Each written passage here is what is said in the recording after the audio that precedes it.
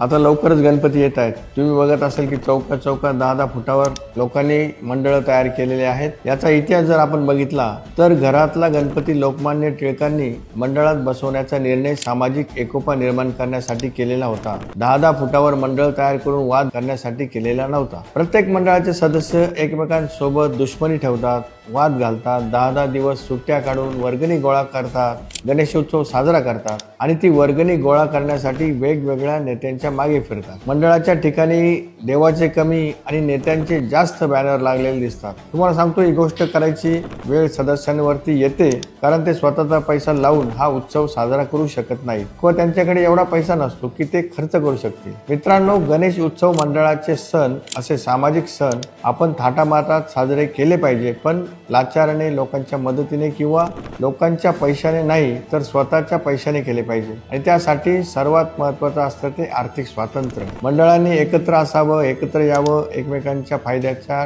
त्या ठिकाणी विचार करावा, चांगले चांगले व्यवसाय उभे करावेत, एकमेकांच्या व्यवसायाला आधार द्यावा आणि प्रत्येकाला ज्याचं त्याचं आर्थिक स्वातंत्र्य मिळवून द्यायला मदत करावं. एक शब्द लक्षात ठेवा, ज्या दिवशी तुम्हाला आर्थिक स्वातंत्र्य मिळेल त्याच्यापेक्षा मोठा दिवस तुमच्या आयुष्यात कुठलाच असणार नाही.